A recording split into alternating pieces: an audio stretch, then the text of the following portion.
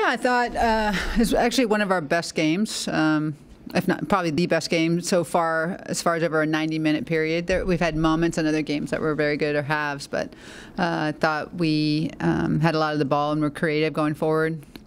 Unlucky not to score if it wasn't for this goalkeeper. I can't remember her name, but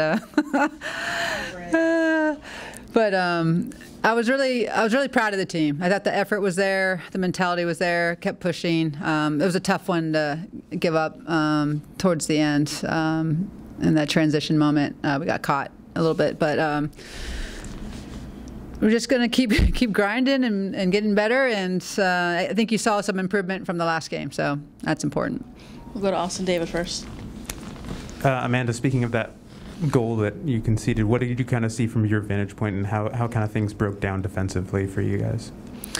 Well, if I'm not mistaken, it started with a throw-in, right? And it was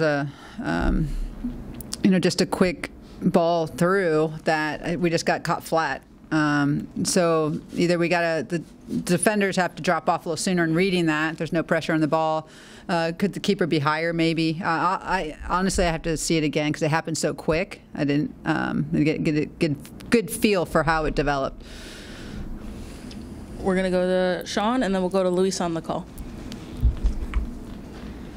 Can you talk a little bit about the offensive performance tonight? You were able to create more chances in the last couple games. Yeah, I thought we were very creative. I thought Sid was very dangerous up top. Erica coming in, this is her first start, and very creative, really good movement. Gunny worked her butt off as usual and made some great runs. She's just the Energizer bunny out there, and I thought the support angles were good. The movement was good. The getting in the flank space. We have to be a little bit more, I think, precise on our crosses and trying to pick players out and seeing where those gaps are. But they defended those well. They blocked a lot of crosses. I think we got 3 corners off of block crosses. But maybe it's taking an extra touch to get in line and create a new angle, find a different seam. So that's one thing I think in the attack we can do better is taking on 1v1 in the flank space. I think Darian was dangerous when she came in, but I want her to be more dangerous. I want her to go at players and be courageous and be okay with losing the ball. And then we have to know that's a outcome sometimes, and it's okay. Sorry, I skipped over Austin. Austin, go ahead. Did you ask your question? Okay, sorry. Luis, and then we'll go back to Alonzo. Hi, Coach. The Pride stats-wise was the better team on the pitch today, creating a lot of chances through set pieces and in transition. How important were Maggie, Darty Howard, and Erica Tamarack tonight, especially in the offense? They were very good. Like I said, the composure on the ball, I think they're courageous in their turning under pressure, and then their ability to move off the ball and want to run the show. So I thought they both were very good. Back to Alonzo. You can get your mic.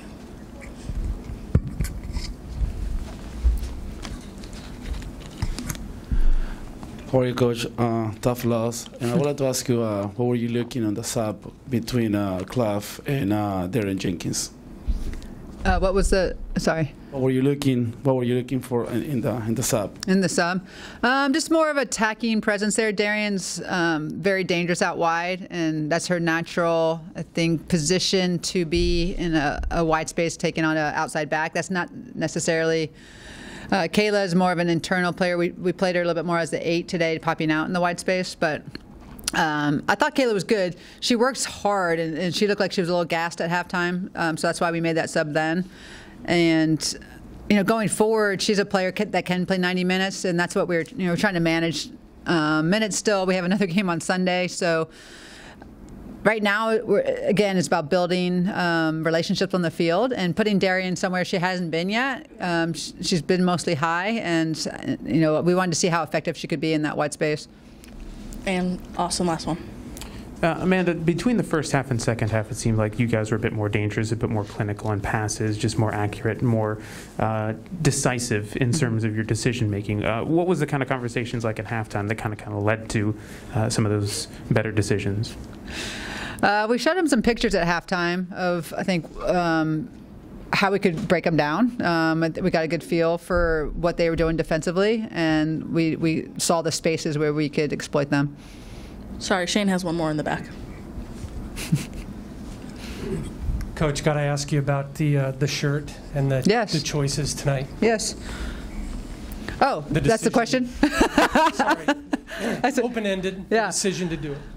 Yeah, so these shirts were made before the last game. I don't know if we got off the bus at North Carolina. The players were all wearing them. I wore this shirt in that game, but it was so cold. I don't know if anyone saw that. I was wearing a big jacket. So I think everyone knows about the banner and it being taken down. And so this is the actual banner. Like this is like the design is exactly the same as the banner, and just wanted to show support. The whole team wanted to show support for the community, the gay community, LGBTQ community, and just know that it matters to us. It matters to this team a lot, and it matters to the coaches as well. And so I wore it, and then we took a picture. So all the players put it back on at the end, and took a picture with the Black Swans to show support for that group. And we got T-shirts for all of them, the Black Swans, I think, and then all the staff within the Pride City organization. So anyone that was here from the club, came over and took that picture with us. So it was a really cool moment. Thank you, Amanda. That mean I'm done? You're done. Okay, do I get to stalk these two while they?